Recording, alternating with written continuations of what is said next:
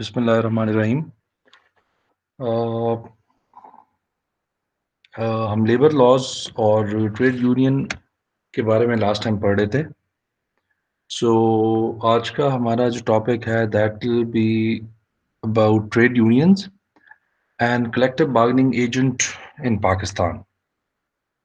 इनके क्या लॉज हैं, किस तरह ट्रेड यूनियंस बनती हैं, कैसे वो स्ट्राइक्स पे जाती हैं, कैसे लॉकआउट्स होते हैं, कलेक्टिव बार्गेनिंग एजेंट क्या होता है, उसके इलेक्शंस कैसे होते हैं, and other laws and things related to trade unions and CBA, ये हमने आज डिस्कस करनी है।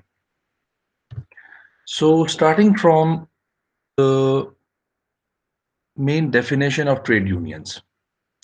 So according to labor laws in Pakistan, trade unions are defined as a combination of workmen whose primary purpose is to promote and defend workers' rights and interests in an industry or an establishment.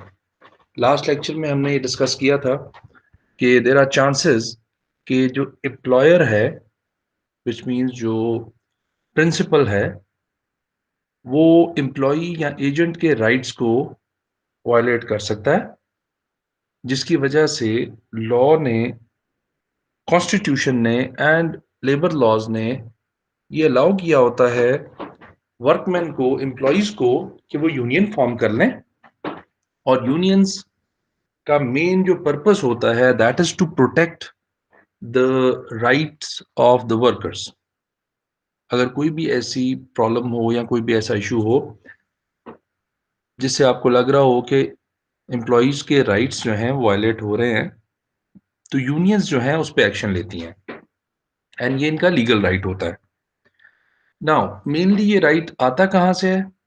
The right to join association is guaranteed under article 17 of the constitution of Islamic Republic Pakistan, which says that every citizen shall have the right to form associations or unions. But they talk about peaceful associations and peaceful unions. So organizations के अंदर जो unions बनती हैं, associations बनती हैं, they are actually related to the employees' rights protection. And then Article 17 of the Constitution not only guarantees freedom of association, but also the freedom of forming unions and association, and it is considered a fundamental right. जो human rights countries में, states में हमें सबको मिलते हैं, forming a union और an association is also a fundamental right in Pakistani laws. So ये trade unions का काम होता है। देन इस पे एक इम्पॉर्टेंट चीज ये है कि जब लेबर लॉज एक्चुअली स्टार्ट हुए थे, तो this use to be a state matter. State matter का मतलब है कि जो सेंट्रल गवर्नमेंट है, फेडरल गवर्नमेंट है, वो फेडरल गवर्नमेंट जो है वो सारी की सारी लेजिस्लेशन करती थी लेबर रिलेटेड मैटर्स की। जैसे हमने शुरू में पढ़ा हुआ है कि लेजिस्लेशन जो है दैट हैज अ प्रोसेस, और वो प्रोसेस जो है वो हमने जैसे पढ़ा था नेशनल असेंबली करता है, एंड पूरी की पूरी पार्लियामेंट आपकी लेजिस्लेशन में इन्वॉल्व होती है। तो पहले यही होता था कि जो सेंट्रल गवर्नमेंट है वो सारे के सारे रूल्स एंड रेगुलेशंस बनाती थी, सारे के सारे लॉज बनाती थी रिलेटेड टू द लेबर। तो यूनियन के लॉज भी लेबर के अंडर जो बनते थे वो पहले सेंट्रल गवर्नमेंट बनाती थी, विच मीन्स फेडरल गवर्नमेंट बनाती थी, और वो पूरे पाकिस्तान पे अप्लाई हो जाते थे जो सेंट्रल गवर्नमेंट लॉ बनाती थी। बट जब 18th अमेंडमेंट हुई कॉन्स्टिट्यूशन में, उसके बाद से ये राइट्स जो हैं, ये जो लेजिस्लेशन के राइट्स हैं, ये प्रोविंसेस को असल में दे दिए गए थे। सो फेडरल गवर्नमेंट या जो सेंट्रल गवर्नमेंट है वो अब लेबर लॉज को डायरेक्टली नहीं बनाती, और अब जो ये राइट्स हैं और जो लेजिस्लेशन होती है वो प्रोविंशियल लेवल पे हो रही होती है। So after the devaluation of the subject of labor, each province has enacted its own industrial relations act. तो अब क्या हो रहा है कि अब डिफरेंट जो हमारे प्रोविंसेस हैं, हर प्रोविंस अपने लॉज खुद बनाता है, और इसमें इवन कितनी लेबर कोर्ट्स होनी चाहिए एक प्रोविंस में, वो भी प्रोविंस खुद डिसाइड करता है।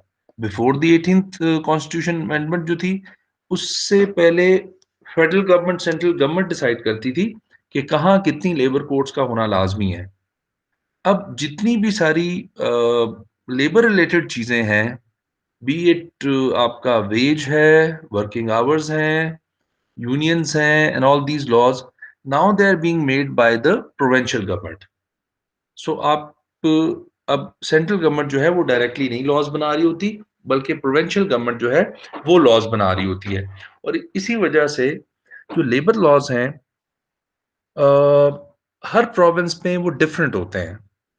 ऑल्दो पुराने लॉज से ही डिराइव किए हुए हैं जो पहले बने हुए थे, but now each province has this authority कि वो अपने लॉज अपनी मर्जी से खुद बना सकें। सो विल सी कि थोड़ा बहुत उनमें डिफरेंस भी है, वो एक दो चीजें हम डिस्कस भी करेंगे। But the point to remember and the point to note here is that it is no more a central government thing, it is a provincial thing. So जब भी लेबर लॉज बनते हैं, which government is responsible, which government is going to make these laws? The provincial government and not the central government. So अब जो सब आपके provinces हैं, सब प्रोविंसेस ने अपने अपने सेपरेट लॉज बनाए हुए हैं। Based on this, if you look at these four provinces, the respective provincial acts are as follows.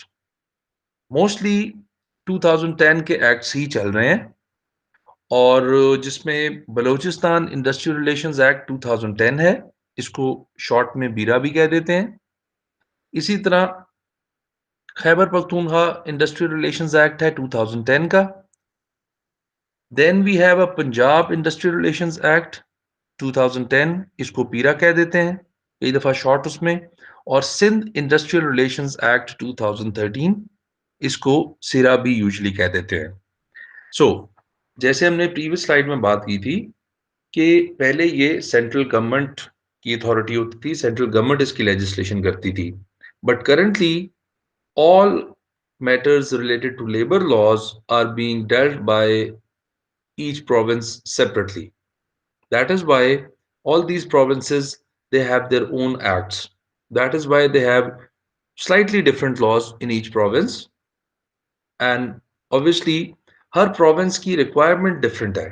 तो हो सकता है कि उनको अपने लॉज बनाना देना जो अथॉरिटी मिली है वो बेहतर हो गया। For example, if you talk about labour codes, तो बिकॉज पॉपुलेशन वाइज भी सारे प्रोविंसेस डिफरेंट हैं, कितनी इंडस्ट्री किस प्रोविंस में है वो भी डिफरेंट है। सो इन चीज़ों पे डिपेंड करता है कि हर प्रोविंस अपने किस तरह के लॉज बनाए। फॉर एग्जांपल, अगर पंजाब है तो उसको हो सकता है ज़्यादा लेबर कोर्ट्स चाहिए हो, एंड बलूचिस्तान को शायद कम कोर्ट्स चाहिए हो, एंड देन इसी तरह सिंध को शायद ज़्यादा चाहिए हो और केपीके को कम चाहिए हो। But this is just an example. The idea is that हर जो प्रोविंस है वो अपनी मर्जी से और अपने तरीके से लॉज बना सकता है। Also not only on the basis of population but the type of industry. हर प्रोविंस में type of industry is different. For example, आपके जो लेबर लॉज माइनिंग के हैं, माइनिंग इंडस्ट्री के, they are different from normal labour laws.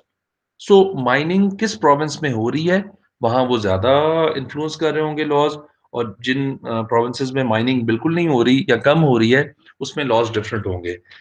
किसी province में textile industry ज्यादा है, किसी प्रोविंस में कोई और different fishing industry, fishery industry और ये वो ज्यादा है। सो डिपेंड करता है कि किस प्रोविंस में किस तरह की रिक्वायरमेंट है, उस हिसाब से हर प्रोविंस अपने लॉज, अपने लेबर लॉज खुद बना रहा होता है। So these are those four documents, these are those four acts जो पाकिस्तानी डिफरेंट प्रोविंसेस जो हैं वो यूज कर रहे हैं। इंटरेस्टिंगली, इंडस्ट्रियल रिलेशन लॉज हैं, they are not applicable to agricultural sector, where around 42 0.27% of the labor force is employed. Industrial relation acts जो हैं ये कुछ प्रोविंसेस के तो अब हैं, बट शुरू में ये एग्रीकल्चर सेक्टर पे नहीं लगते थे, और टोटल लेबर का 42.27%, which is slightly less than half of the labor in Pakistan, इन पे इंडस्ट्रियल रिलेशन लॉज जो हैं वो अप्लाई नहीं हो रहे थे. Agriculture workers are free to join and form associations. However, they can't collectively bargain under the Industrial Relation Act, as this law is not applicable to the agriculture sector. So, agriculture sector में जो जितनी भी labour है उस पे ये law apply, industrial relations के laws apply generally नहीं होते. But interestingly, the industrial relation legislation in Balochistan and in Sindh has allowed agriculture workers to form and join trade unions, and they also have the CBA right, the collective bargaining agent, जिसके बारे में हम बात इसी lecture के and में बात कर रहे होंगे. So Sindh and Balochistan, they have amended their act, and 2015 में बलूचिस्तान ने और 2013 ने सिंध ने इसको अपनी जो एग्रीकल्चर वर्कर्स हैं उनको ये राइट दे दिया है कि वो यूनियन फॉर्म्स करें और वो कलेक्टिव बार्गेनिंग एजेंट बन सकते हैं और कलेक्टिव बार्गेनिंग कर सकते हैं. बट बाकी जो अभी पंजाब है एंड केपीके है, they might be thinking of this amendment, but अभी इनकी अमेंडमेंट जो है वो लेटेस्ट उसमें नहीं आई. Then because we studying about unions, so there is a question कि एक जो वर्कमैन है, how many unions one workman can join. Because बहुत सारे लोग जो हैं वो अपनी जॉब स्विच भी करते हैं, और बहुत सारे लोग जो हैं वो ट्रांसफर्स भी होती हैं within the organisation everything. तो वैसे तो ऑब्वियसली किसी एक जगह पे ही आप जॉब कर सकते हो, but if there is a chance that you can join more than one union, so that is not allowed. A workman can become a member of only one union at a time. Simultaneously, वो एक से ज़्यादा unions का member नहीं बन सकता. If a worker joins more than one union at a time, his earlier membership will get cancelled. ये automatically, अगर एथिकल तरीका तो ये है कि वो पहले यूनियन वालों को नोटिस दे या उनको बताए कि मेरी मेंबरशिप नहीं है, एंड देन ही और she should join the other union. But अगर वो ऐसा नहीं करता तो लीगली ये समझा जाता है कि the moment one joins a second union, the membership of the first union gets cancelled. So the question about how many unions can one workman join? Only one.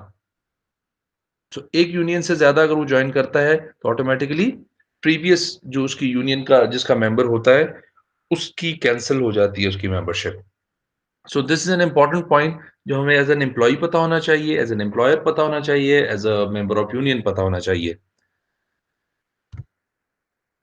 Now, very important thing is that how can we register a union and what are the different requirements for registering a union, और otherwise union form करने के लिए भी क्या क्या requirements हैं. So registration process हम discuss करते हैं. आपको सबसे पहले तो एक application देनी होती है जिसका प्रोफॉर्मा या जिसका जो फॉर्मेट है that is available with the registrar of trade union in a province. So जिस भी यूनियन ने अपने आप को रजिस्टर करवाना होता है, obviously this is happening, if this is happening for the first time, otherwise renewal होता है. पहली दफा अगर आपने करवाना है तो फिर आपको रजिस्ट्रेशन की एप्लीकेशन देनी पड़ेगी, और अगर नेक्स्ट होता है तो फिर वो अगर रिन्यूअल की जरूरत पड़ती है तो फिर आप रिन्यूअल की एप्लीकेशंस दे रहे होते हो. बट आप ये कहाँ रजिस्टर कर रहे हो? You are registering this application to the registrar of trade union in a province. So जिस प्रोविंस में आपकी जो इंडस्ट्री है, जिस प्रोविंस में आप जॉब कर रहे हो, जिस प्रोविंस के आप वर्कमैन हो, या जिस प्रोविंस में वो एक्चुअली इस्टेब्लिशमेंट है, it is not about where employees belong to, it is about the industry और या establishment है वो कहाँ की है। फॉर एग्जाम्पल अगर पंजाब की है तो आप registrar office of trade union in Punjab वहां जमा करवाओगे अपनी एप्लीकेशन। सिमिलरली अगर वो केपीके की, सिंध की या बलूचिस्तान की है तो वो उनके प्रोविंशियल ऑफिस में जमा होगा। So each province is separately responsible for taking these applications and registering the trade unions. अब जब आपने एप्लीकेशन सबमिट करवानी है तो that has lot of requirements, but उसमें जो मेजर रिक्वायरमेंट्स हैं, जो बेसिक रिक्वायरमेंट्स हैं, that we are going to discuss.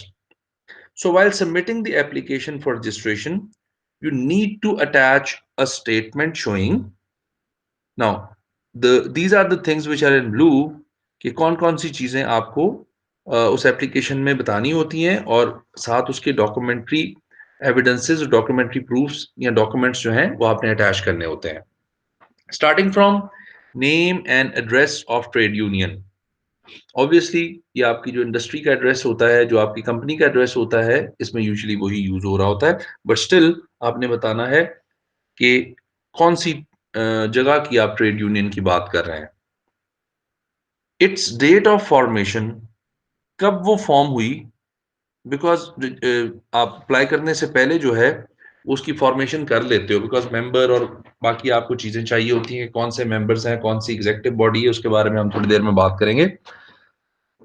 Then we have the relevant information of its office bearers. Office bearers कौन है? ऑफिस बेयरर्स आपके वो एग्जीक्यूटिव बॉडी है जो आपके यूनियंस के मैटर को,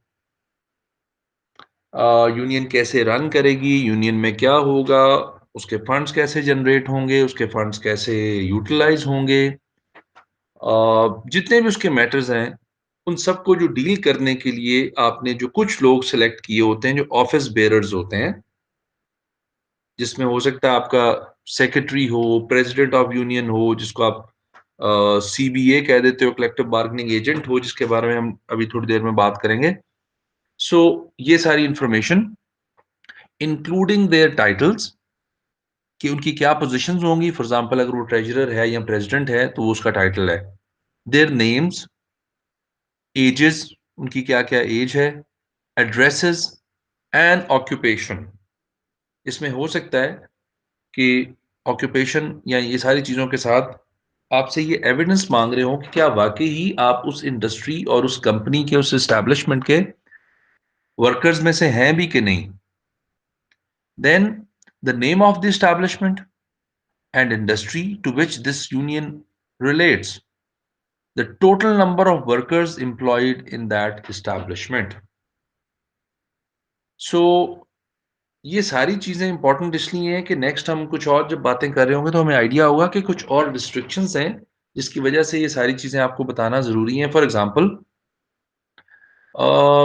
इसमें लिखा हुआ है कि ऑफिस बेयरर्स के नाम बताएं।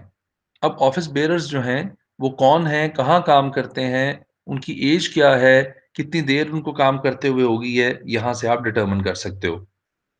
किसका टाइटल क्या होगा, किसका नाम क्या है, उनका एड्रेस क्या है, ऑक्यूपेशन क्या है। Name of establishment and industry इसलिए बताना शायद जरूरी है कि पहले कोई यूनियन तो नहीं वहां, पहले कौन सी यूनियन वहां रजिस्टर हुई है, कौन सी यूनियन रजिस्टर नहीं हुई, ये भी आपको बताना लाजमी है। सो अगेन आप बता रहे हो को टोटल नंबर ऑफ वर्कर्स कितने हैं। So total number of workers इसलिए बताना जरूरी है बिकॉज आगे जाके हम पढ़ रहे होंगे कि कितने वर्कर्स में से कितने वोट करते हैं, तो तब आप सीबीए को डिटरमिन कर सकते हो। So all this information is going to help the registrar office to analyse कि क्या आपको सीबीए का या ट्रेड यूनियन का सर्टिफिकेट देना है या नहीं देना। तो उसके लिए बड़ा इंपॉर्टेंट है कि आप ये सारी इंफॉर्मेशन जो है उनको एप्लीकेशन में प्रोवाइड करें। Now, there are some technical requirements for the registration of trade union. अगर आप इसको थोड़ा सा समझोगे, गौर से सुनोगे, and then later you can ask questions कि इसकी क्या रिक्वायरमेंट्स होती हैं और किस तरीके से ये रजिस्ट्रेशन इसकी हो रही होती है. First of all members of the trade union should be workmen engaged in same establishment, and you can't take members from outside your establishment. जितने भी उसके मेंबर्स हैं, जितने भी उसके वोटर्स हैं, जितने भी यूनियन के साथ अटैच्ड लोग हैं, all of them should be from the same establishment, from the same company. ऐसा ना हो कि आपने किसी आउटसाइडर का उसमें नाम लिखा हो और कोई आउटसाइडर उसका मेंबर हो. एग्जेक्टिव बॉडी और चीज है, मेंबर होना जो है दैट इज डिफरेंट. मेंबर वो लोग हैं जिन्होंने वोट करने हैं. So everybody should be part of that organisation, part of that establishment, उसमें काम कर रहा हो. Now, if there are two or more unions in your establishment, your membership must not be less than 20%, and some laws exceeded to 25% of the total employed workforce. It means only 4 to 5 unions can exist in your establishment. Now, there is a technical point जो थोड़ा सा गौर करें तो समझ आ जाएगा, but मैं आपको थोड़ा सा इसको एलैबोरेट कर देता हूं. इसका मतलब ये है, द सेकेंड पॉइंट, इसका मतलब ये है कि what do we mean by the unions, 4 to 5 unions. इसका हमारा क्या मतलब है? इसका हम कह रहे हैं कि 4 to 5 जो हैं हमारे पास यूनियंस हो सकती हैं. Okay fine. In one establishment, in one company, in one organisation you can have up to 4 to 5 unions. Now, why 4 to 5 and why not 10 and why not 2? Because अगर तो वहां एक ही यूनियन है तो तब तो it is very good, but एक union का होना या 4 5 यूनियंस का होने का मतलब ऐसे है, फॉर एग्जाम्पल जैसे हमारे गवर्नमेंट के इलेक्शन होते हैं, तो गवर्नमेंट के इलेक्शन में do we have only one party? No, we don't have only one party, we have multiple parties जो कंपीट कर रही होती हैं इलेक्शंस के लिए. इसी तरह जो आपकी यूनियंस हैं, the unions that can be formed within one organization, they can be multiple, they can be multiple. For example, अगर आप वोट कर रहे हो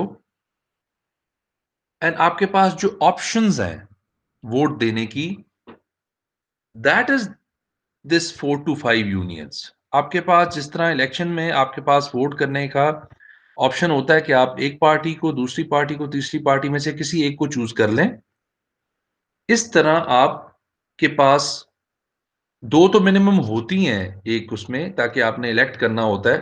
तो अब अब इसमें कहना क्या चाह रहा है? वो कहना ये चाह रहा है कि अगर आपने एक यूनियन, फॉर एग्जांपल यूनियन की पार्टी रजिस्टर करवानी है, तो आपके पास 20% से ज्यादा या 20% जो टोटल वर्कफोर्स है उसमें से 20% वर्कर्स आपके मेंबर्स हों.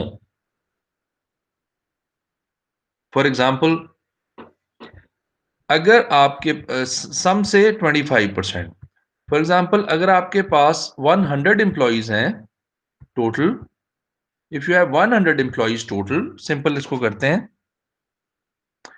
एक यूनियन फॉर्म करने के लिए सपोज आपने यूनियन ए फॉर्म करनी है, ए यूनियन फॉर्म करने के लिए आपको 20% of the total number of employees चाहिए, विच मीन्स कि 20% अगर मिल जाते हैं तो 20% ये वाले मिलके एक यूनियन बना सकते हैं, एक पार्टी बन सकती है, एक यूनियन बन सकती है.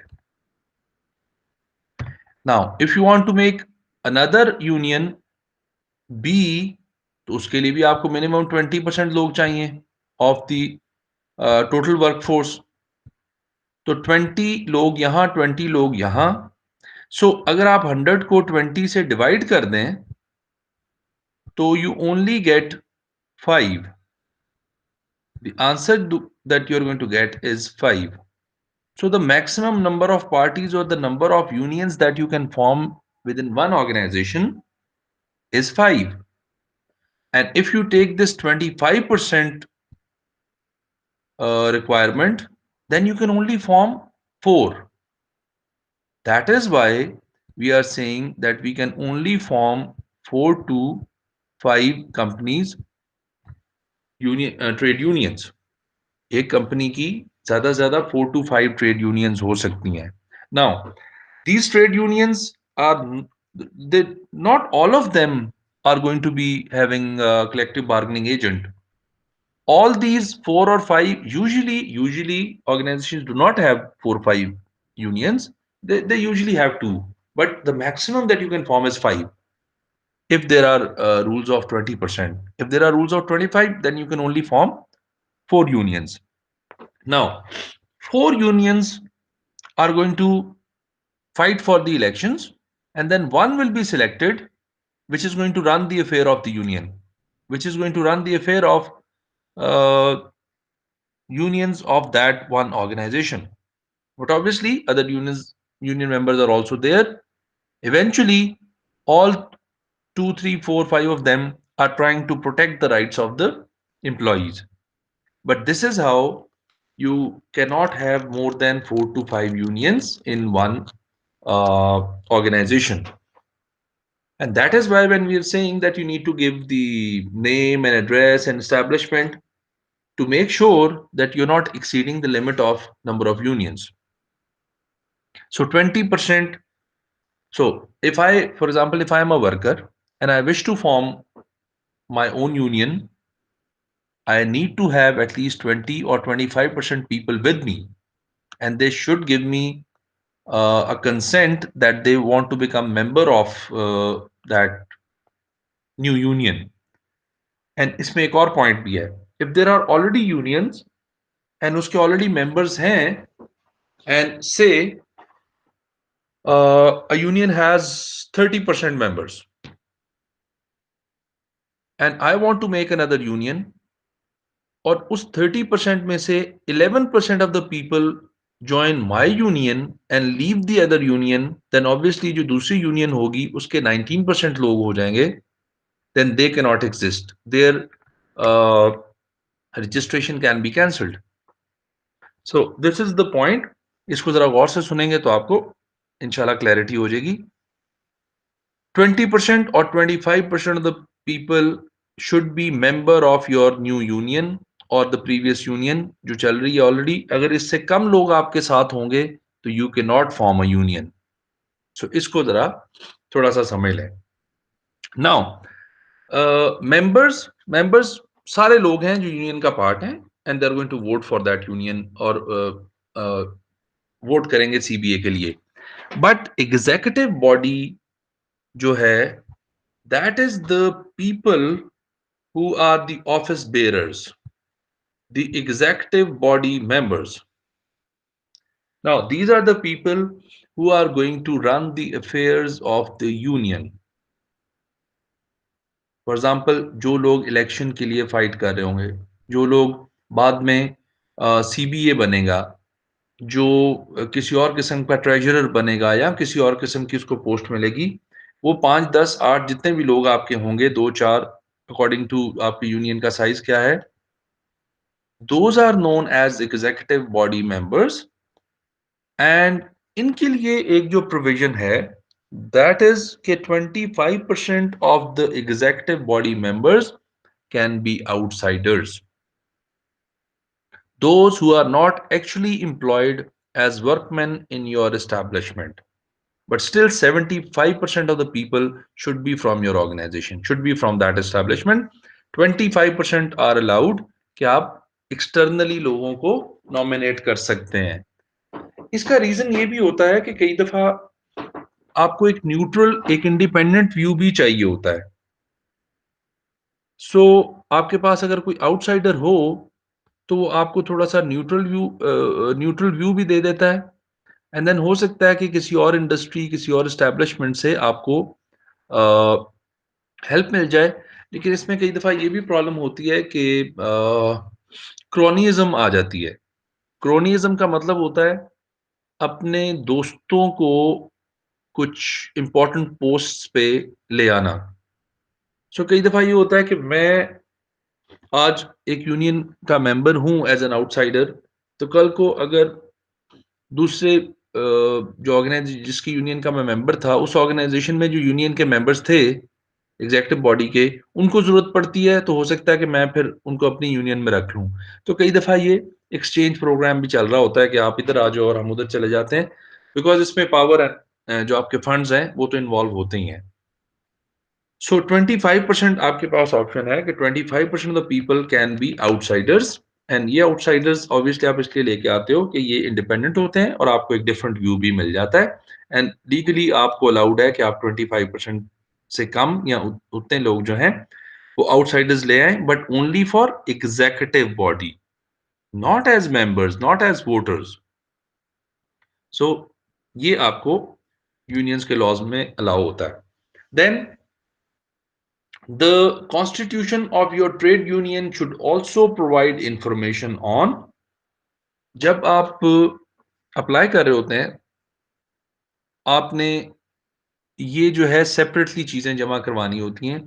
Name and address of your trade union, obviously वो एस्टेब्लिशमेंट का ही कोई ऑफिस या किसी चीज का एड्रेस दे देते हैं। Objectives of your trade union, आपके मेन ऑब्जेक्टिव्स क्या हैं उस ट्रेड यूनियन को बनाने के। And then uses of funds, इसका भी आपको प्रॉपर प्लान देना पड़ता है कि आप फंड्स को किस तरह यूज करेंगे एंड कैसे आप ये स्टैब्लिश करेंगे कि आप वो फंड्स जो हैं वो वाकई ही एम्प्लॉइज के राइट्स को प्रोटेक्ट करने के लिए और उनकी वेलफेयर के लिए यूज कर रहे हैं। Then what happens is that after registration, जब आप फाइल कर देते हो, after looking at your documents and going through that process, the registrar of trade unions will issue you a certificate of registration as a conclusive evidence of your trade union's registration. Registrar आपको एक letter issue कर देता है, certificate issue कर देता है, जिसमें आपको रजिस्ट्रेशन का स्टेटस मिल जाता है कि now your union is registered. And उसमें ऑब्वियसली हो सकता है आपका रजिस्ट्रेशन नंबर हो, यूनिक नंबर हो, जिससे पता चले कि आपका यूनियन का क्या नाम है। जैसे आप देखते हो कई दफा स्टूडेंट्स अपने ग्रुप्स के नाम रख लेते हैं, इस तरह यूनियन ने भी अपने नाम रखे होते हैं। They can be any names, और certain names are not allowed, but वो अपना नाम रख सकते हैं एंड उसको रजिस्ट्रेशन के लिए भिजवा सकते हैं। अब अगर कोई ऐसा प्रॉब्लम हो या कोई बाद में कैंसलेशन का इशू बने, तो registration of the union can be cancelled either by the registrar, जो आपको ऑलरेडी सर्टिफिकेट देता है, या तो वो कैंसिल कर सकता है, या फिर आपकी लेबर कोर्ट्स जो हैं वो किसी वजह से, अगर आपकी लेबर यूनियन को या आपकी ट्रेड यूनियन को, जो कि एक ही चीज है, आपको उसने अगर कैंसिल करना हो, तो ये दो लोगों के पास अथॉरिटी है। कौन कौन है? एक रजिस्ट्रार, जिसको आपने अप्लाई किया था, ये भी अगेन सेम प्रोविंस का जो रजिस्ट्रार है ऑफ यूनियंस, वो आपकी या तो कैंसिल कर सकता है, या आपके प्रोविंस की जो लेबर कोर्ट है, इन दो अथॉरिटीज के पास ये पावर है कि आपकी ट्रेड यूनियन के रजिस्ट्रेशन को कैंसिल कर सकते हैं, डिटर्मिनिंग द सिचुएशन कि अगर कोई उसमें ऐसा प्रॉब्लम आ गया, for example less than 20% members हो गए हैं किसी वजह से, या और कोई ऐसा वायलेशन हो रही है यूनियन लॉज की, तो उसमें फिर ये दोनों अथॉरिटीज जो हैं ये आपकी रजिस्ट्रेशन को कैंसिल कर सकती हैं। Now, collective bargaining agent, which is usually known as CBA, इसका क्या रोल होता है एंड किस तरीके से इलेक्ट होता है, इसके रूल्स एंड रेगुलेशंस क्या हैं, इस पे थोड़ा सा हमने मजीद बात करनी है। सो कलेक्टिव बार्गेनिंग एजेंट जो है, ये सिर्फ तब ही बन सकता है और कलेक्टिव बार्गेनिंग के राइट्स तब ही हो सकते हैं जब आपकी यूनियन जो है वो रजिस्ट्रेशन के प्रोसेस से गुजरी हो. So a registered union is in a position of collective bargaining. Now collective bargaining है क्या? Collective bargaining agent is a person from the workman of the same industry or organization who can bargain with the management on employees' behalf. अब अगर आपकी organisation के for example 5000 employees हैं and उन 5000 employees का कोई कोई ऐसा डिस्प्यूट है, कोई ऐसा प्रॉब्लम है जो मैनेजमेंट के साथ बात करना चाहते हैं, तो not it's not possible that all those 500 people will talk to the management independently and separately. So what they do is they have a collective bargaining agent. They have a person who is elected by them as their representative, and they give him the indirect power to talk to the management if there are any disputes, if there are any problems. So collective bargaining agent जो है, जैसे कि agent है, agent means he is also from the workman, he is one of the workman of the same industry organisation जो कि management के साथ बात करता है एंड देन डिस्प्यूट्स को रिजॉल्व कर रहा होता है. तो उसको हम कलेक्टिव बार्गेनिंग एजेंट कह देते हैं. अब किस तरीके से ये डिटर्मिन होता है, किस तरीके से ये इलेक्ट होता है, उसका थोड़ा सा प्रोसेस हम डिटेल में देख लेते हैं. First of all, a collective bargaining agent is elected after holding a secret ballot election if there is more than one union in an establishment. Obviously, if there is only one union in the establishment, so that union is going to have their CBA member और उसका तो कोई competitor ही नहीं है ना. But if you have more than one union in an establishment, obviously then you need to go for this selection process, and usually there are more than one unions. Two is the good number, because उसमें ये भी नहीं होता कि एक union हो तो कई दफा अपनी पावर्स को मिस यूज भी करती है एंड मेंबर्स की बात उस तरह शायद ना सुन रही हो. But if you have more than one union which is two, two is a good number because एक दूसरे की ऑपोजिशन में वो थोड़ा बेहतर काम करते हैं सारे. मल्टी यूनियंस में फिर ये होता है कि वो बार बार डिवाइड ही होती रहती हैं और बहुत सारी पार्टीज बनी रहती हैं. So two party union system is considered to be a better system. So if you have more than one union which means two, तो फिर आपको टू थ्री फोर और फाइव, तो तब आपको इलेक्शन करवाने जरूरी हो जाते हैं. नाउ अगर तो एक ही यूनियन हो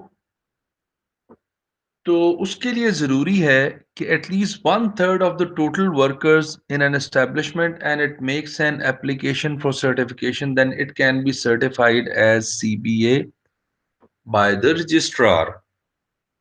फॉर एग्जांपल एक ऑर्गेनाइजेशन है जिसमें सिर्फ पहली दफा यूनियन बनने जा रही है and there is only one union,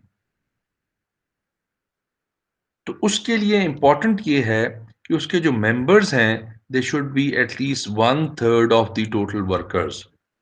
देखो इससे पहले हमने बात की थी कि यूनियन फॉर्म करने के लिए हमें 20% of the total workers membership चाहिए.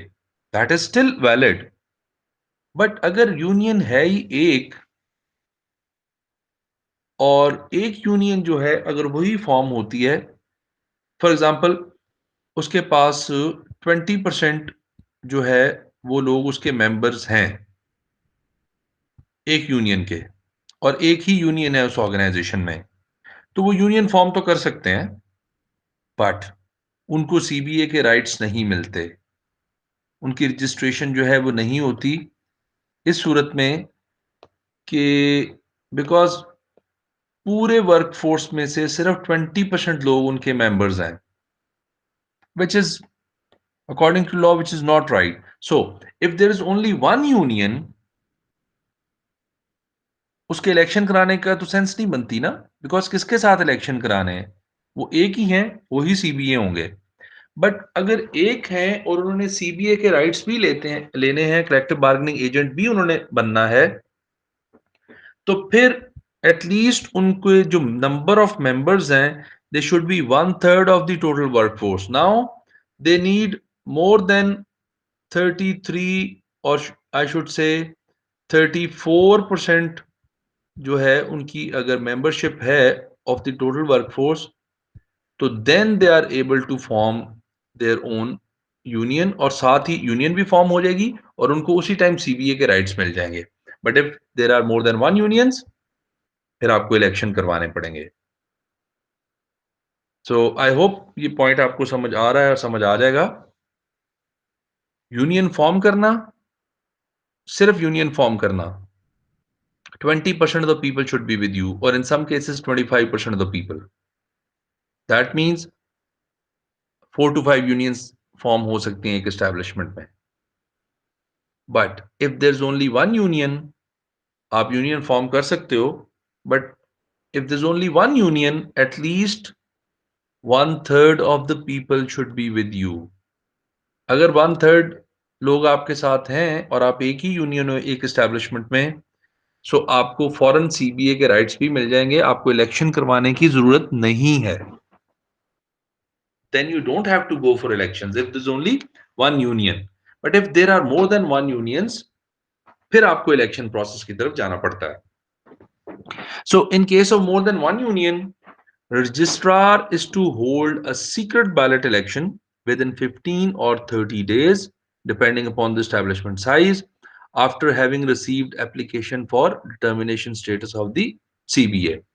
So जैसे ही आपका एप्लीकेशन आती है और वो एप्लीकेशन अपनी पूरी इनिशियल जो स्क्रूटनी है वो पूरी कर देती है रिक्वायरमेंट्स, तो रजिस्ट्रार के लिए इंपॉर्टेंट है कि 15 टू 30 डेज के अंदर अंदर उसने इलेक्शन करवाना है, और सीबीए का जो मेंबर है वो डिटरमिन करना उसके लिए लाजमी है। If there are more than one unions, दो हैं, तीन हैं, चार हैं या पांच हैं, तो फिर इलेक्शन कराना लाजमी है। सो ये 15 टू 30 डेज के अंदर अंदर आपके इलेक्शंस हो जाते हैं। Depending upon the size of the establishment, obviously अगर वो एस्टेब्लिशमेंट जो है उसमें वर्कर्स ज्यादा हैं, तो ऑब्वियसली लिस्ट्स बननी होती हैं वोटर्स की, वोट कास्ट होने होते हैं, उसकी प्लानिंग करनी होती है, बैलेट बॉक्सेस आते हैं, इस पूरे प्रोसेस को मैनेज करना होता है। So then it takes different time if you have more number of employees. इसको आपने ये देखना है कि कितने एम्प्लॉइज हैं एंड कितना टाइम आपको चाहिए, डिपेंडिंग अपॉन द साइज। या तो 15 दिन या फिर 30 दिन के अंदर अंदर आपने इलेक्शन करवा के सीबीए को इलेक्ट करना है, सीबीए को डिटर्मिन करना है। CBA is obviously collective bargaining agent. देन कौन से मेंबर्स जो हैं they are eligible to vote.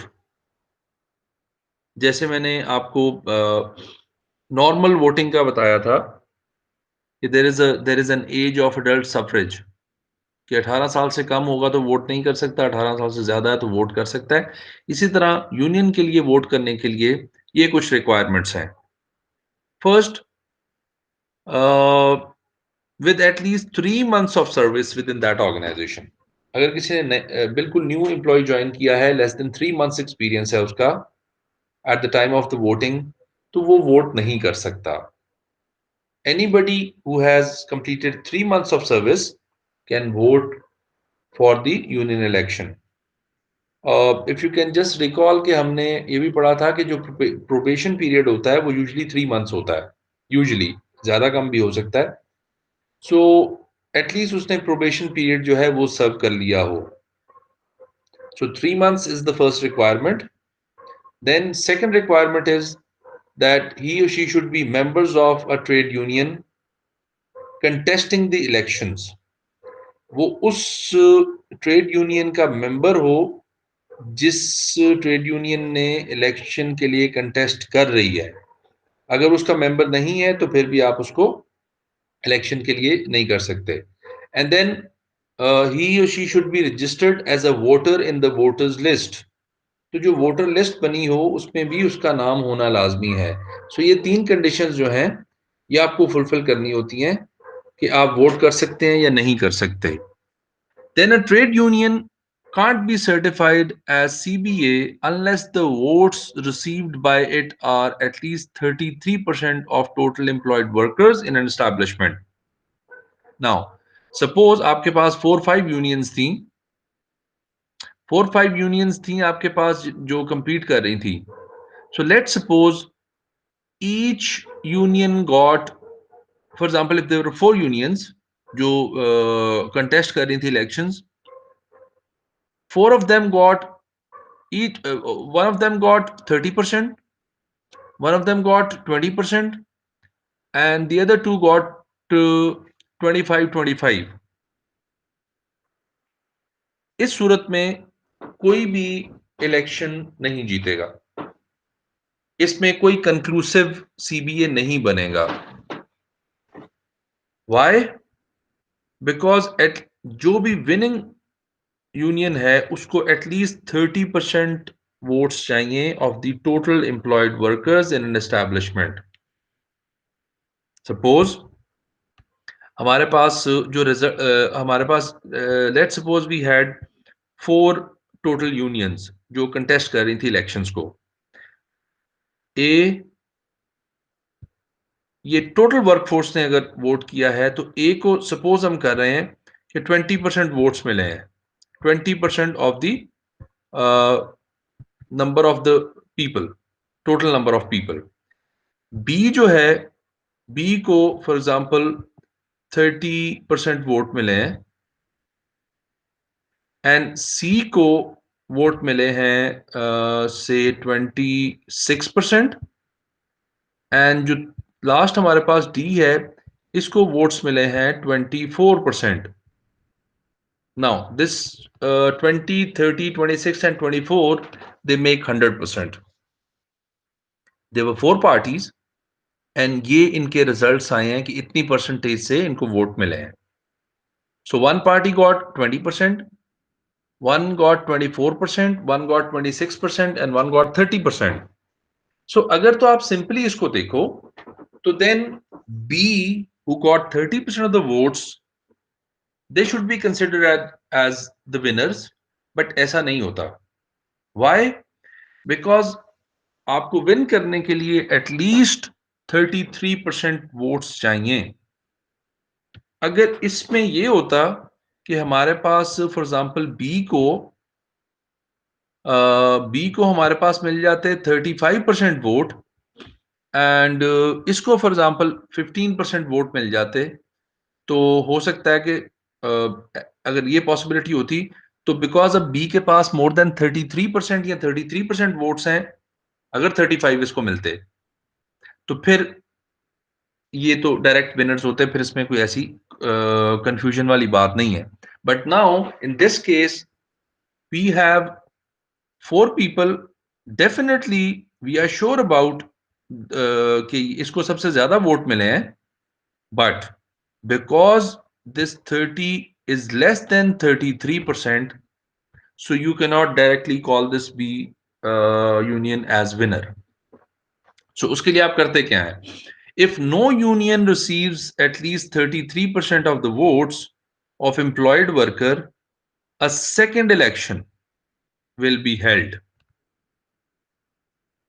ये इलेक्शन हो गए, इसके अलावा सेकंड इलेक्शन होंगे, लेकिन इस टाइम पे it will only happen between two unions who have secured highest number of votes. So in this case, if we take this case of ABCD unions, only B and C are going to go to the second vote, and B and C are going to contest this election. A and D are already dropped, and then all 100% of the voters are going to vote for either for B or for C. So the union that wins this run of elections will be certified as CBA. Suppose अब यहां सारे ही अगर vote कर रहे हैं तो हो सकता है कि आपको यहां 56% वोट मिल जाए और यहां जो है 44% वोट मिल जाए, या कुछ भी जो भी इनकी कैलकुलेशंस होती हैं. Now B can be considered as a winner in the second election. Why? Because in the first race, they couldn't get more than 33%. But in the second race, they got 56% of the votes. हो सकता है कि सी जो है, या for example कुछ जो लोग हैं वो इसमें से बी को वोट कर गए और कुछ इसमें से बी को वोट कर गए, कुछ सी को वोट कर गए. बट इवेंचुअली आपने सेकंड राउंड में जाके, अगर ऑब्वियसली इसमें तो अब 33 और 20% वाला इशू नहीं होगा, इसमें डेफिनेटली जो है वो 50 या 51 या कुछ इस तरह या कुछ कुछ ऐसी फिगर बन जाएगी. और 50% का नहीं इशू, एक एक वोट मैटर कर रहा होता है. वो डिसाइडिंग वोट कोई ना कोई बन जाता है. अगर ऐसा मसला हो तो फिर आप जो है वो उस पर चले जाते हैं कि सेकंड राउंड में किसको ज्यादा वोट्स मिले हैं. सो अगेन मैं थोड़ा सा इसको रिपीट कर दूं कि ट्रेड यूनियन की अगर इलेक्शन होता है, if there are more than one, two है तो फिर ये इशू नहीं आता. टू में ये इशू नहीं आता. थ्री में भी बहुत कम चांसेस हैं कि ऐसा इशू आए कि सबको 33% मिल जाए. But when you have more then three unions, वहां ये कंफ्यूजन काफी दफा आ सकती है कि if all the unions get less than 33% votes, तो फिर ये प्रॉब्लम है कि आप डायरेक्टली विनर नहीं अनाउंस कर सकते. So if that is the case, then you are going to take two highest vote takers in the second round, and वहां जो विन करेगा उसको आप कह देंगे कि वो ट्रेड यूनियंस का जो है वो सीबीए के राइट्स उसके पास होंगे, कलेक्टिव बार्गेनिंग एजेंट वो बन जाएगा और वो कलेक्टिव बार्गेनिंग कर सकेगा. Thus, a union which wins the second runoff elections, the runoff elections or the second elections will be certified as CBA. So ये प्रोसेस जो है वो मेनली चल रहा होता है, एंड इसको ऑब्वियसली सुपरवाइज कर रहा होता है जो आपका ऑफिसर है या आपका रजिस्ट्रार है, वो सुपरवाइज कर रहा होता है. Now what CBA can do, and usually जो जनरली उसके फंक्शंस में आता है, that is the CBA engages in collective bargaining with employer on any matter of employment, non-employment, terms of employment and working conditions. CBA जो है वो management के साथ बार्गेनिंग कर सकता है किन किन मैटर्स पे, एम्प्लॉयमेंट मैटर्स पे, नॉन एम्प्लॉयमेंट मैटर्स पे, टर्म्स ऑफ एम्प्लॉयमेंट पे एंड वर्किंग कंडीशंस पे. यूजुअली कॉम्पनसेशन डिसीजन पे भी कभी ये बातें कर रहे होते हैं, एंड वर्किंग कंडीशंस पे बहुत दफा बात हो रही होती है. फॉर एग्जांपल लीगली आपको लोगों को साफ पानी पीने का प्रोवाइड करना जरूरी है. अगर ऐसी फैसिलिटी नहीं है तो सीबीए जो है उनसे बात करता है. फॉर एग्जांपल आपको बहुत सारी इंडस्ट्रीज में क्राउडिंग अलाउड नहीं है. क्राउडिंग का मतलब है कि एक थोड़ी जगह पे बहुत सारे लोग जो हैं वो इकट्ठे बैठे काम कर रहे हो, तो वो ह्यूमनली अच्छा नहीं होता है, हेल्थ वाइज एंड अदरवाइज. फिर कई दफा होता है कि टेम्परेचर के अगर इश्यूज हों, फिर कई दफा होता है कि सेफ्टी एंड हेल्थ के लोगों के इश्यूज हों, किसी के पास यूनिफॉर्म नहीं है, किसी के पास कोई ऐसा इशू है. फिर कई दफा ये होता है कि कोई बहुत ही अनजस्ट ट्रीटमेंट हो रही होती है फ्रॉम द मैनेजमेंट. तो इन सारे मैटर्स पे आपका सीबीए जो है वो बात कर सकता है. एंड देन कोई भी जो प्रोसीडिंग एम्प्लॉयज ने करनी है, कोई भी इस तरह की जो उनकी ग्रीवियंस है, उसमें भी सीबीए जो है वो वर्कर्स को रिप्रेजेंट कर सकता है किसी भी प्रोसीडिंग में. फॉर एग्जांपल वर्कर्स का कोई भी जो ट्रायल है या कोई भी ऐसी चीज है, वहां instead of all the workers are going, only CBA can go. Because पहले भी हमने ये बात की कि आपने सीबीए को इलेक्शन करते वक्त राइट तो दे दिया, इसकी पावर्स में आ गया कि आपको रिप्रेजेंट कर सकता है. तो ये किसी किस्म की प्रोसीडिंग्स जो हैं उसमें जा सकता है, रिप्रेजेंट कर सकता है आपके एम्प्लॉइज को।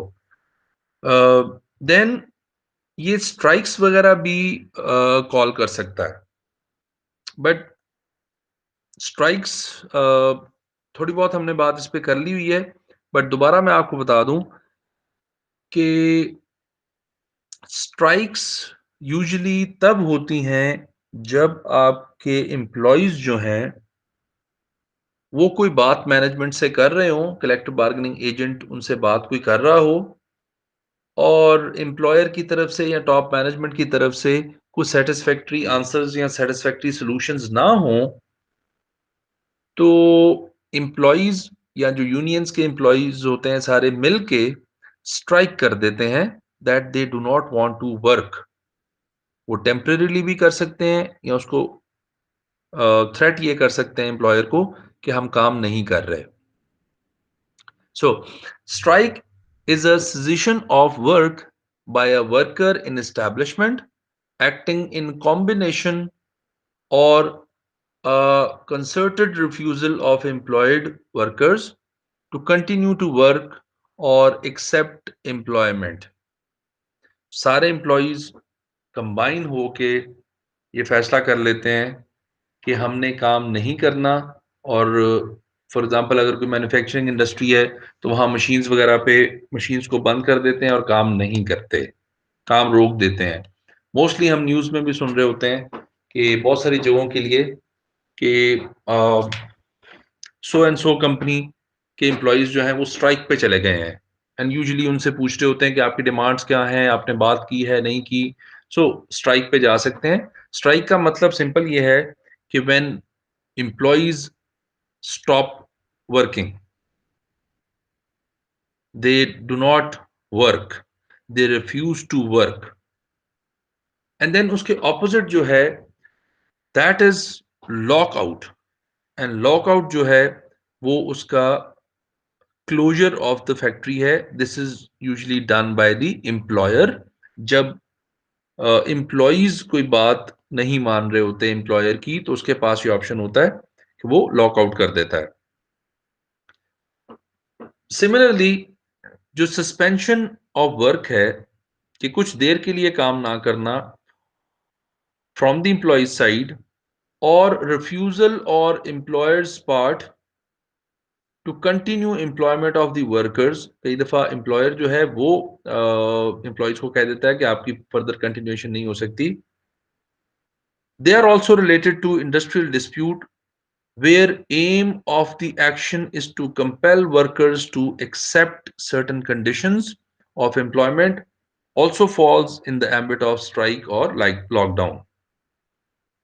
कई दफा जब एम्प्लॉयर जो है वो सारी एम्प्लॉयज को उनकी एम्प्लॉयमेंट से रोक देता है, को काम करने से रोक देता है, लॉकआउट कर देता है या स्ट्राइक, दे आर जो थोड़ी देर के लिए सस्पेंशन भी हो अगर इवन काम की, तो they are also known as strike और लॉकडाउन। आइडिया ये होता है कि या तो मैनेजमेंट और या एम्प्लॉइज जिसको भी प्रेशराइज करना है वो इवेंचुअली आपकी टर्म्स एंड कंडीशंस पे आ जाए। इसीलिए हम इसको बार्गेनिंग कहते हैं। यूजुअली बार्गेनिंग का वर्ड इसलिए यूज होता है कि इनकी मिल बैठ के कोई ना कोई फैसला हो जाता है, और ऐसा फैसला जिसमें कोई विन विन सिचुएशन होनी चाहिए, ना तो एम्प्लॉय का ज्यादा नुकसान होना चाहिए और ना ही एम्प्लॉयर का ज्यादा नुकसान होना चाहिए। सो स्ट्राइक्स एंड लॉकडाउन पॉसिबल हैं। इनका स्टेप्स और अदरवाइज इनकी जो चीजें हैं वो हम पढ़ लेते हैं। स्ट्राइक और lockouts can be declared only for industrial dispute and not for individual grievances। आपके सब एम्प्लॉइज का जब मसला होता है तब आप स्ट्राइक कॉल कर सकते हैं, तब आप लॉकआउट की ऑप्शन पे जा सकते हैं, लेकिन कोई पर्सनल इशू की वजह से आप स्ट्राइक्स पे नहीं जा सकते। जो यूनियंस के हेड्स होते हैं, if they miss use their power, तो हो सकता है वो अपने किसी पर्सनल रीजन की वजह से सारी यूनियन को कॉल करें कि वो स्ट्राइक पे चली जाए, यूनियन के मेंबर्स जितने भी सारे एम्प्लॉइज। तो अगर ऐसा होता है तो ऑब्वियसली वो इलीगल है, that is not allowed. When they have to go for strikes, there must be an industrial dispute. And individual grievance पे आप स्ट्राइक्स पे नहीं जा सकते. एंड जब भी इसको कॉल करना होता है, ओनली एम्प्लॉयर और the CBA can raise industrial dispute with the following steps taken. Now, strike और जो लॉकआउट की ऑप्शन है, ये आप सडनली और एकदम से नहीं ले सकते. देयर आर स्टेप्स इन्वॉल्व जो आपको पहले परफॉर्म करने होते हैं. एंड उसके बाद अगर आपसे स्टिल बात नहीं ठीक हो रही, then you can go for strikes and lockouts. आप सिंपली ये नहीं कि आपने बात शुरू की और पहली दफा कोई मसला हुआ तो आप स्ट्राइक पे चले गए, या पहली दफा कोई इशू हुआ तो एम्प्लॉयर जो है वो लॉकआउट पे चला गया. सो उसमें कौन से स्टेप्स इन्वॉल्व हैं और किस तरीके से आपने उनसे काम करना होता है. Now steps of declaring strikes और lockouts, there are about 5 steps. इसमें एक स्टेप ऑप्शनल भी है, उस पर भी हम थोड़ा सा देखते हैं कि क्या उसका मतलब क्या है. The first step is the need to negotiate on any arising industrial dispute. The CBA and the employer, the top management and the CBA, first of all, they talk to each other. They try and resolve the issue within themselves. मतलब first step में only the CBA and the top management, or you can say the employer, these two people are involved. बहुत सारी चीजें यहां resolve हो जाती हैं. When they talk to each other, they listen to each other, they do the bargaining. Bargaining again, कुछ आप employer की बात मान लेते हो, कुछ एम्प्लॉयर आपकी बात मान लेता है. सो एक्चुअली आप बार्गेन करके कुछ ना कुछ किसी कंक्लूसिव चीजों पे पहुंच जाते हो. यूजुअली होता है कि फर्स्ट स्टेप पे ही चीजें ठीक हो जाती हैं.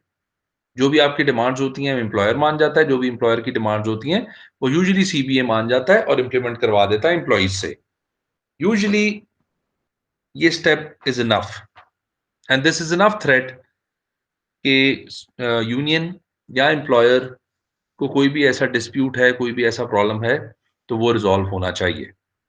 But let's suppose if disputant parties are unable to resolve matter through negotiation.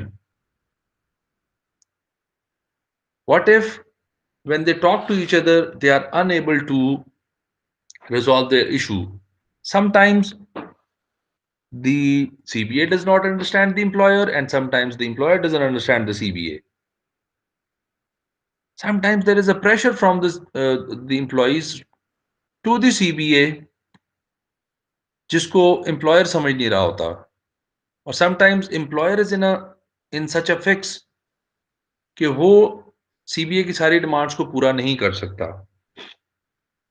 So if it doesn't get resolved by negotiation, then the second step that they can take is known as conciliation. Conciliation क्या है? Conciliator कौन होता है? Conciliator is a person who acts as a mediator between two disputing people or groups. So first step, negotiation. This is the first step. Good thing is that your things are resolved here. First step. But अगर आपसे ये बात आपस में resolve नहीं हो रही, now you're involving a third person. Third person who acts as a mediator between two disputing people or groups. Usually ये एक ऐसा बंदा होता है जो दोनों का समझ लो फ्रेंड होता है. A wise person, a third person, but he or she is a friend to both the parties. जैसे कभी फैमिली डिस्प्यूट्स होती हैं तो उसमें आप एक फैमिली का ही हेड इन्वॉल्व कर लेते हो कि वो आपको मशवरा दे देता है, आपकी सिचुएशन सुनता है, चीजें देखता है, एविडेंसेस देखता है, प्रॉब्लम्स देखता है, डिस्प्यूट की नेचर क्या है, वो सारा कुछ देखने के बाद आपको एक मशवरा दे देता है, या कोई ऐसा middle of the road solution निकालता है कि दोनों पार्टीज को विन विन सिचुएशन में फायदा हो जाता है. So a person who acts as a mediator between two disputing people or two disputing groups. तो जब आपके नेगोशिएशन से प्रॉब्लम रिजॉल्व नहीं होते, the second step that you use is the conciliation process. So this is the second process that you use. कंसिलिएटर जो होता है, कंसिलिएटर आपको सिर्फ मशवरा दे सकता है. अब कंसिलिएटर का जो भी फैसला होता है वो यूजुअली विन विन सिचुएशन पे होता है, but the point to note and remember is that हो सकता है कि आपको किसी एक पार्टी को या दोनों पार्टीज को कंसिलिएशन के प्रोसेस में जो कंक्लूसिव रिमार्क्स आए हैं वो पसंद ना आए, and they don't want to act towards this whatever being said by the conciliator. They have this option. Option का मतलब है कि कंसिलिएशन वाले की बात माने या ना माने, आपकी मर्जी है. It is not compulsory on you that you have to go with the decision of the conciliator. ये आपके लिए कोई कंपल्सरी नहीं है. ये आपको मशवरा दे सकता है. यूजुअली अगर आपका विन विन सिचुएशन नहीं हो रही तो ये करवा सकता है, बट रिमेंबर, इसके फैसले से ये जरूरी नहीं है, लीगल नहीं है कि आप इसका फैसला मानोगे तभी आपका काम चलेगा. देयर इज अ पॉसिबिलिटी आप इसका फैसला ना मानो. सो ये एक आपका सेकंड प्रोसेस हो सकता है. Then if you don't listen to your conciliation process और उसके जो कंक्लूसिव रिमार्क्स हैं, आपके पास, मैंने कहा ना कि आपके पास ऑप्शन है कि आप इसकी बात ना मानो. Then if even conciliation step fails, then there is a third step that is known as arbitration process. That is the third process that you can use, third step that you can use. Now, if conciliation fails, both the parties can either go for arbitration or directly to the strike or lockdown. The third step is the optional step. पहले हम arbitration discuss कर लें, फिर हम इसको optional वाले point को clear करते हैं. आर्बिट्रेटर कौन है? समवन चोजन टू जज and decide a disputed issue. Usually labour court से कोई बंदा आप ले आते हैं, या यूनियन लॉज में आपको बताया होता है कि इसका प्रोसेस क्या है आर्बिट्रेटर की सिलेक्शन का. एक दफा जब आप यूनियन के डॉक्यूमेंट जमा करवा रहे होते हैं तब भी आपने बताया होता है कि हम आर्बिट्रेटर कैसे सिलेक्ट करेंगे, आपको गाइड भी कर देते हैं. आर्बिट्रेशन का जब आप प्रोसेस करते हो, you bring someone who is legally expert in matters, and वो आपके लिए ये चीजें डिसाइड करता है. वो जज करता है सिचुएशन को और चीजें डिसाइड करता है.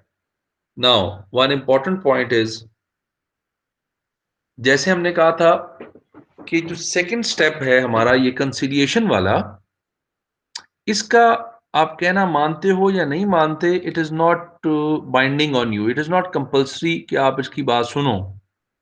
But if you have gone for this arbitration process, this arbitration process जो फाइनल इसका डिसीजन होगा आर्बिट्रेटर का, that decision is mandatory on you. That is mandatory. The फैसला जो डिसीजन इसने किया है, that is mandatory on the parties, जो भी ये डिसाइड कर दे फिर. सो कंसिलिएशन एंड आर्बिट्रेशन का डिफरेंस ये है कि कंसिलिएशन आपका विन विन सिचुएशन क्रिएट कराता है, एंड इसका फैसला जो है आप पे बाइंडिंग नहीं होता. अगर आप मानना चाहो मान जाओ, नहीं मानना चाहते ना मानो, दोनों पार्टीज. या कोई एक पार्टी ना माने। बट अगर आपने आर्बिट्रेटर वाला स्टेप लिया है, तो आर्बिट्रेशन जो है, that is a compulsory thing ना। आर्बिट्रेशन के थ्रू जो भी आपका फैसला आता है, वो आपके पास अब कोई ना मानने वाली ऑप्शन नहीं है। तो आपको इसका जो भी फैसला आएगा वो मानना पड़ेगा। नाउ, ये ऑप्शनल से प्लीज कंफ्यूज नहीं होना। इस ऑप्शनल का मतलब ये है कि दिस स्टेप इज ऑप्शनल। ये जो आप स्टेप करते हो, थर्ड स्टेप इज ऑप्शनल। मतलब अगर आपका नेगोशिएशन से प्रोसेस रिजॉल्व नहीं होता, you need to go for conciliation. This is compulsory that you go to the second step. But if your matter or dispute is not being resolved by the conciliation, or you don't want to listen to this person, or you don't accept the decision that is made by the conciliator, you have two options. One, go for arbitration. This is the option that you have after failed conciliation. Or you can skip this option and you can directly go to the next step. आपके पास दो options यहां बचती हैं, यहां arbitration की तरफ चले जाएं और यहां पे डायरेक्टली नेक्स्ट स्टेप की तरफ चले जाएं. Now what is the fourth step? The award of arbitrator is final and can't be appealed against. जो मैंने आपको अपैलेंट कोर्ट का समझाया था, इसकी अपील नहीं हो सकती. This is the final decision that you have to listen.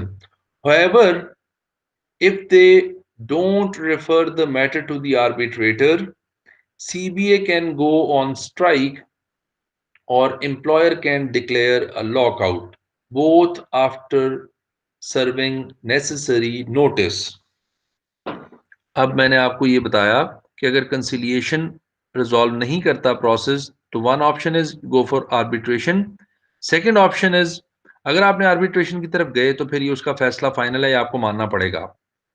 But if you don't want to go towards arbitration, then CBA can directly go for the strike or employer can directly go for the lockout. But before going to this lockout, it is not that the moment you are done with conciliation और आपने उसका फैसला conciliation का नहीं माना, arbitration की option नहीं ली, तो you can't just the very next day go for strike. You need to give each other some time. अगर स्ट्राइक्स करनी है तो एम्प्लॉय कुछ नेसेसरी नोटिस देगा. For example 2 days, 5 days, 20 days, कितनी देर तक. That is again a pressure tactic. But आप उसको नोटिस देते हैं कि मैं स्ट्राइक पे जा रहा हूं, if you do not listen to me और do not resolve the dispute. इसी तरह एम्प्लॉयर जो है वो डायरेक्टली लॉकआउट नहीं कर सकता. he or she will have to give some notice to the employees कि अगर आपने ये बातें मेरी नहीं मानते या हमारा कोई dispute resolve नहीं होता, तो I'm going to go for lockout. So you need to give each party or the other party some chance, some notice period, जिसके बाद वो अगर फिर भी आपकी बात नहीं बनती, तो फिर आप डायरेक्टली उसके लिए जा सकते हैं. Now, while during the strike or lockout, any party can apply to labor court for अजंक्शन. सो जब ये हो रही हो चीजें, तो आपके जो है डिफरेंट जो पार्टीज हैं दोनों, they can go for junction और लेबर कोर्ट में आप अप्लाई कर देते हो. नाउ अगर आप सिंपली इसको देखना चाहते हैं, तो starting from the very first step, negotiation is the first step. आपस में बात करके इसको रिजॉल्व कर लें. If you can't do it, go for the conciliation process. If this is also not successful, you have two options. One, to go for arbitration. Second, that you directly go for uh, the strikes or lockdowns. अगर आप arbitration की तरफ चले जाते हैं तो फिर जो आर्बिट्रेटर फैसला कर देगा थर्ड स्टेप पे, it is done, it is finished, आपको मानना पड़ेगा। बट अगर आप डायरेक्टली स्ट्राइक और लॉकआउट की तरफ जाते हैं तो फिर ऑब्वियसली हो सकता है कि आपका फिर खुद ही रिजॉल्व हो जाए मसला, नेसेसरी नोटिस में हो जाए या स्ट्राइक में हो जाए। बट जब आप स्ट्राइक और लॉकआउट्स में हैं तो फिर दोनों में से कोई एक पार्टी जो है वो लेबर कोर्ट के लिए डिसाइड कर सकती है कि इसकी जो फाइनल डिसीजन है वो अब लेबर कोर्ट करेगी।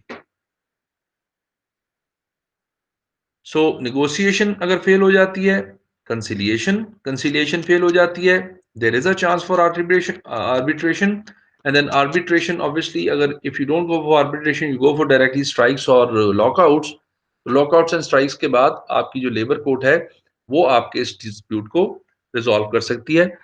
These are the steps that you take before you go for strike or a lockout. अगर ये आपने स्टेप्स नहीं लिए होते तो जब आप लेबर कोर्ट में जाते हैं तो your case is not accepted, it is not a valid case to be accepted for the court because आपने वो स्टेप्स नेसेसरी फॉलो नहीं किए। So the initial idea is that you resolve your disputes among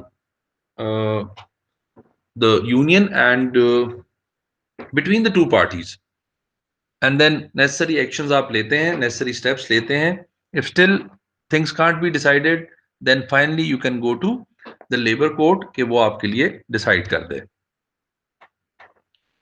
now इस CBA का जो procedure है, इसकी selection का या इसके इलेक्शंस का, उसको थोड़ा सा हम देख लेते हैं। काफी हमने इस पर डिस्कस कर लिया है बट स्टिल कुछ इसमें जो चीजें इन्वॉल्व हैं वो कुछ इस तरह है। पहली बात, आपने एक लिस्ट सबमिट करनी है जो यूनियन मेंबर्स की हो, जो हमने कहा कि आप रजिस्ट्रेशन के वक्त भी कर रहे होते हैं। उसके बाद आपका जो रजिस्ट्रार है वो डेट अनाउंस कर देता है एंड प्लेस अनाउंस कर देता है फॉर बैलेटिंग। ऑब्वियसली ये एम्प्लॉयर के कंसेंट के साथ थोड़ा बहुत चीज़ें हो रही होती हैं ताकि उन टाइम्स पे लोगों को छुट्टी देना होती है एंड जगह आपको चाहिए, बैलेट बॉक्सेस चाहिए। सो आप date and place decide decide कर देते हैं सीक्रेट बैलेट्स की। All this is happening if you have more than one union. If there's only one union, then you don't need to go for elections. अगर आप recall करें हमने शुरू में क्या पढ़ा था। Then there is an announcement for date and place of the ballot. And the third thing is that symbols are allotted to all the candidates. For example, हमने डिस्कस किया कि if you have 4 unions, 3 unions, 5 unions और even 2 unions, तो आपको symbol allot हो जाते हैं जिसको आप इंतखाबी निशान कह रहे होते हो, वो सिंबल्स आपको अलॉट हो जाते हैं। Then appointment of an officer to look after the election process. ये ऑफिसर होता है जो आपके इलेक्शन के प्रोसेस को लुक आफ्टर कर रहा होता है और आपको फैसिलिटेट कर रहा होता है डिफरेंट चीजों में एंड सुपरवाइज कर रहा होता है एक्चुअली इस सारे प्रोसेस को।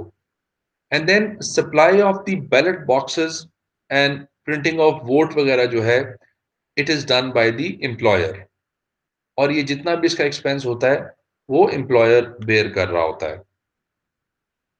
Then number of location and ballot boxes are being decided कि कितनी लोकेशंस पे वोटिंग हो रही होगी एंड कितने बैलेट बॉक्सेस कहाँ कहाँ पड़े होंगे।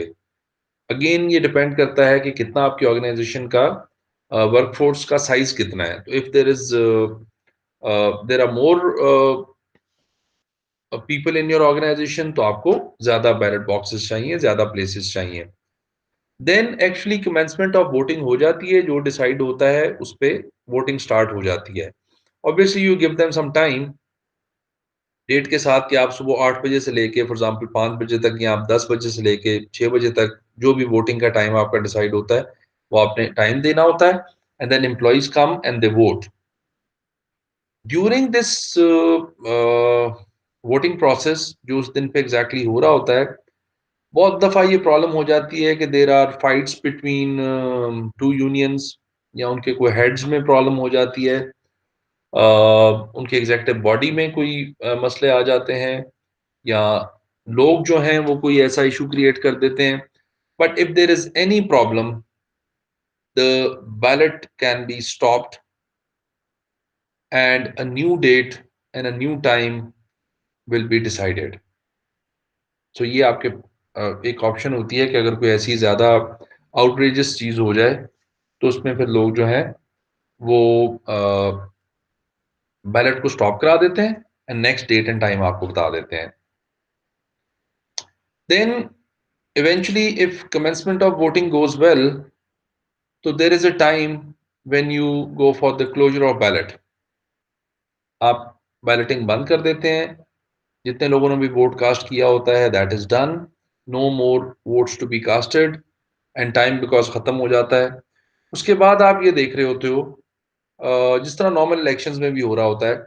फिर उसके बाद काउंटिंग जब शुरू होती है तो उसमें एविडेंस ऑफ वोट देखा जाता है एंड देखा जाता है कि वोट जिसने भी कास्ट किया है उसकी स्टैंप लगाने में, उसको पोस्ट करने में, उसको फोल्ड करने में कोई ऐसी प्रॉब्लम ना होगी हो.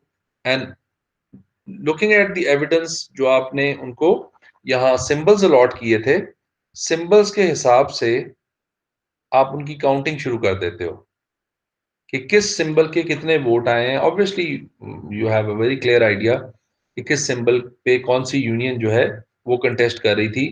एंड देन वोटिंग एक्चुअली हो किस तरह की होती है कि हर यूनियन का एक हर यूनियन का एक जो मेंबर है जो उनकी तरफ से रिप्रेजेंटेटिव होता है वो एक जगह की, अगर फॉर एग्जांपल मल्टीपल जगहों पे बैलेटिंग हो रही है तो हर यूनियन का एक एक मेंबर डिफरेंट जगहों पे बैठा होता है. और अगर किसी एक ही जगह पे हो रही है तो हर यूनियन का एक मेंबर उस जगह पे होगा जब काउंटिंग हो रही होगी. एंड अगर कोई ऑब्जेक्शन है तो वो कोई भी यूनियन का मेंबर जो वहां प्रेजेंट है जो उसका पार्ट बना हुआ है वो ऑब्जेक्शन रेज कर सकता है और रिकाउंटिंग भी करवा सकता है उसी वक्त. And then when all of this is done and आपको पता चल जाता है कि कौन आपका जो है वो विनर है, तो आप कलेक्टिव बार्गेनिंग एजेंट को इलेक्ट कर लेते हो, सिलेक्ट कर लेते हो और अनाउंस कर देते हो जिसका टेन्योर जो है that is for 2 years. So this is the process जो आप सीबीए को वो कर रहे होते हो, इलेक्ट कर रहे होते हो. So just a recap what we did in this chapter. We started from the trade unions and CBA, and we are studying the laws in Pakistan. तो हमने सबसे पहले इसको डिफाइन कर दिया कि ट्रेड यूनियंस जो हैं it is a combination of workman. And then why we can form these trade unions, because constitution में, इस्लामिक रिपब्लिक पाकिस्तान की कॉन्स्टिट्यूशन में there is a right that every citizen shall have a right to form associations or unions. And then हमने ये बात की कि labour laws जो हैं this use to be a central government matter. सारे लॉज जो है वो सेंट्रल गवर्नमेंट बनाती थी. But after the 18th amendment of constitution of Pakistan, now the legislation has been shifted to the provincial government. Now all the laws are being made by the provincial governments. And इस पे हमने ये भी discuss किया कि जितने कितनी number of labour courts आएंगी ये भी जो आपको प्रोविंशियल गवर्नमेंट है वो ही डिसाइड करती है. And then we also talked about कि डिफरेंट जो प्रोविंसेस हैं उन्होंने अपने अपने इंडस्ट्रियल रिलेशंस एक्ट बना लिए हुए हैं. बलूचिस्तान, खैबर पख्तूनख्वा, पंजाब एंड सिंध ने अपने अपने अलहदा से एक्ट्स बना लिए हुए हैं. एंड देन बाद में इनमें अमेंडमेंट्स भी करते रहते हैं. एक एक्सेप्शन हमने डिस्कस की कि 42.27% ऑफ द लेबर फोर्स जो है दैट इज एम्प्लॉयड इन ऐसी इंडस्ट्री में which is related to agriculture. But the industrial relation act of two provinces does not cater. And 2013 से पहले चारों प्रोविंसेस का जो इंडस्ट्रियल एक्ट था it didn't cater the agriculture sector. सो उन पे लागू ही नहीं था ये जो रूल्स हैं. सो हुआ क्या कि बलूचिस्तान ने 2015 में एंड सिंध ने 2013 में अपने एग्रीकल्चर वर्कर्स को अलाउ कर दिया कि वो यूनियंस बनाएं एंड ट्रेड यूनियंस वो बनाना शुरू हो गए। देन वी टॉक्ड अबाउट कि एक बंदा जो है वो कितनी यूनियंस, एक जो वर्कमैन है वो कितनी यूनियंस को ज्वाइन कर सकता है। एंड लॉ के मुताबिक one person can join only one union, and अगर वो किसी प्रीवियस यूनियन का हिस्सा है, द मोमेंट ही और she is going to join another union, उसकी जो प्रीवियस यूनियन है उसकी मेंबरशिप खत्म हो जाएगी, तो he is going to be no more part of that previous union. Then we talked about कि इनका रजिस्ट्रेशन का प्रोसेस क्या होता है एंड रिक्वायरमेंट्स क्या होती हैं। So a trade union can apply for registration of the office in the registrar office of trade union in a province. हर प्रोविंस का सेपरेट रजिस्ट्रार ऑफिस है और उस ऑफिस में ही आप अप्लाई कर सकते हो। लेकिन इसके लिए आपको करना क्या होता है, you need to give them a lot of information. For example name of your union, address of the union, आपके जो ऑफिस बेयरर्स हैं, एग्जीक्यूटिव बॉडी है उसके नाम, एड्रेस, ऑक्यूपेशन वगैरह, and then total number of workers जो उस industry में काम कर रहे हैं और उस आपकी जो ऑर्गेनाइजेशन है उसमें काम कर रहे हैं। Then we also talked about in detail कि रजिस्ट्रेशन की रिक्वायरमेंट्स क्या हैं। एंड ये आपको ज़रा थोड़ा समझना पड़ेगा कि अगर आपको कोई भी यूनियन फॉर्म करनी है तो एटलीस्ट आपके पास 20% जो है वो ट्रेड यूनियन के मेंबर्स होने चाहिए। तो 20% वर्कफोर्स अगर आपकी मेंबर है तो आप यूनियन फॉर्म कर सकते हैं। सीबीए फॉर्म नहीं कर सकते बट यूनियन फॉर्म कर सकते हैं। तो टेकिंग दिस परसेंटेज, अगर एक ऑर्गेनाइजेशन में मल्टीपल ट्रेड यूनियंस बनती हैं तो मैक्सिमम वो 4 to 5 बन सकती हैं, बिकॉज 4 बन सकती हैं if you have a rule of 25% और more people in one union. If you have a rule of 20% people in one union तो फिर वो 5 बन सकती हैं। Then we talked about the executive body. Executive body को चलाने के लिए, जितने भी यूनियन के अफेयर्स होते हैं उन सबको रन करने के लिए, you can have 25% of the people from outside your organisation, from outside your establishment, but 75% जो है वो आपके अपने लोग ही होने चाहिए। Then we said some of the more requirements are there: name of and address of the trade union, objectives of your trade union, and usage of funds, और उनका पर्पस क्या होगा। एंड जब आप रजिस्ट्रेशन के लिए अप्लाई कर देते हो तो आपको registrar of trade union office जो है वो आपको एक सर्टिफिकेट दे देता है कि now your union is registered. And आपकी जो रजिस्ट्रेशन है वो कैंसिल डिफरेंट वजहों से हो सकती है। उसको कैंसिल करने की अथॉरिटी दो अथॉरिटीज के पास है, रजिस्ट्रार के पास एंड लेबर कोर्ट के पास। And we talked about this collective bargaining agent. हमने कहा कि ये जो भी रजिस्टर्ड यूनियन होती है वो इस पोजीशन में होती है कि वो अपने एम्प्लॉयर से कलेक्टिवली बार्गेन कर ले। एंड कलेक्टिव बार्गेनिंग एजेंट वो पर्सन होता है जो सब एम्प्लॉयज को रिप्रेजेंट कर रहा होता है और टॉप मैनेजमेंट के साथ बात कर रहा होता है उन जो एम्प्लॉयज हैं उनके बिहाफ पे। देन वी टॉक्ड अबाउट कि अगर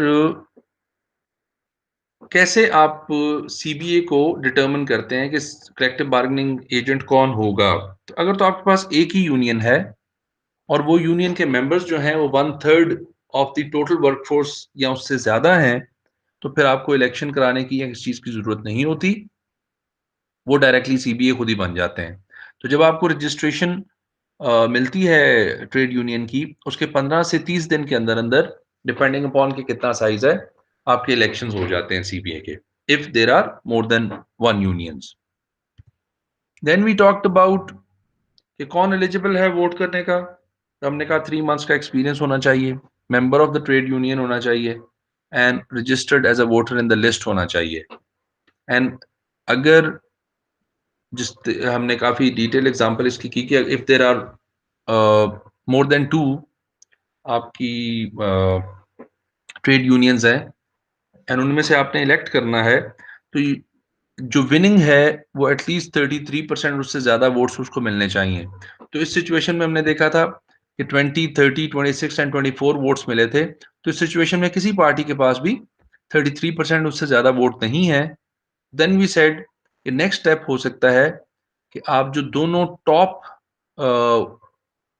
वोटिंग पार्टीज हैं इनका दोबारा रन ऑफ इलेक्शंस कराएं और इनमें से देखें फिर जिसको ज़्यादा वोट मिलते हैं उसको आप सीबीए का स्टेटस दे देते हैं। सो ये हमारे पास सिलेक्शन का इसका प्रोसेस आ जाता है। सीबीए कर क्या सकता है, वो employment, non employment, terms of employment and working conditions जो हैं उनके बारे में कलेक्टिव बार्गेनिंग कर सकता है। एंड देन सीबीए किसी भी प्रोसीडिंग में एम्प्लॉयज़ को रिप्रेजेंट भी कर सकता है।